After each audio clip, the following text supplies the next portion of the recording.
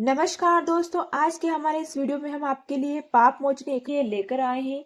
पाप मोचनी एकादशी की व्रत कथा। कथा आपको अच्छी लगे तो वीडियो को लाइक कर दीजिएगा और चैनल को सब्सक्राइब करना ना भूलिएगा। अब हम शुरू करते हैं कथा।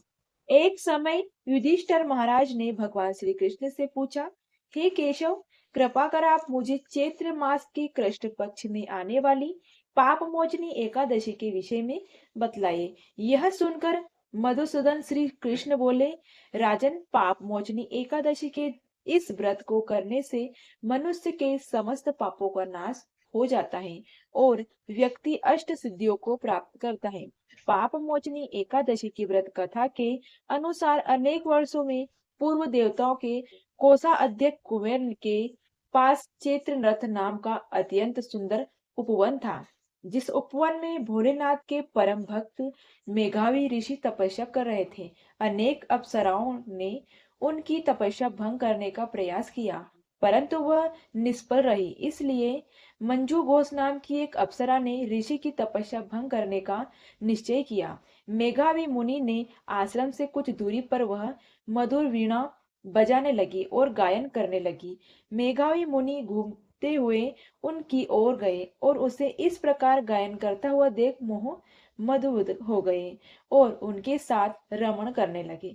भगवान भोलेनाथ के रहस्य को वह भूल गए और ऐसे ही रमण करते हुए बहुत समय बीत गया। एक दिन अप्सरा मंजू घोषा ने देवलोक पर वापस जाने लगी।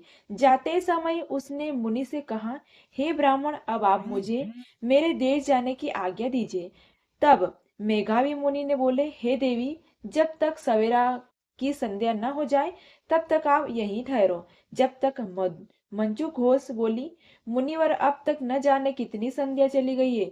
मुझ पर कृपा कर आप बीते हुए समय को विचार कीजिएगा। तब मंजू घोष की बात सुनकर मेघावी ऋषि ने बीते हुए समय का हिसाब लगाया। तब उन्हें पता चला कि उन्हें इस अप्सरा के साथ 57 वर्ष बीत गए हैं। मंजू घोष को अपनी तपस्या की विनाश करने वाली जानकारी मेघावी मुनि को उस पर क्रोधित हो गई और उन्होंने उसे श्राप देते हुए कहा, पापिनी, तुमने मेरी कठोर तपस्या को नष्ट किया है। मैं तुम्हें श्राप देता हूँ कि तुम पिशाचिनी योनि में चली जाओ।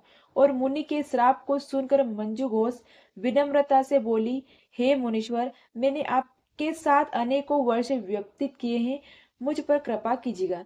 तब मेघावी मुनि बोले, क्या करूं, तुमने मेरी बहुत बड़ी तपस्या नष्ट की है। चैत्र कृष्ण में जो शुभ एकादशी आती है उसका नाम है पाप मोचनी एकादशी और वह सभी पापों का नाश करने वाली होती है। हे सुंदरी, इस एकादशी का व्रत करने पर तुम्हें पिशाच योनि से मुक्ति मिल जाएगी। और ऐसा कहकर मेघावी मुनि अपने पिता च्यवन मुनि के आश्रम में चले गए। उन्हें देखकर च्यवन मुनि ने पूछा, बेटा, ये क्या अनर्थ कर दिया? तुमने तो अपने पुण्यों का नाश कर दिया। तब मेघावी मुनि बोले, पिताजी, मैंने पाप किया है, कृपा कर कोई ऐसा प्रायश्चित बताइए जिससे मेरे पापों का नाश हो जाए। तब चमन ऋषि ने कहा, चैत्र मास के कृष्ण पक्ष की पाप मोचनी एकादशी का व्रत करने पर तुम्हें पापों का नाश हो जाएगा।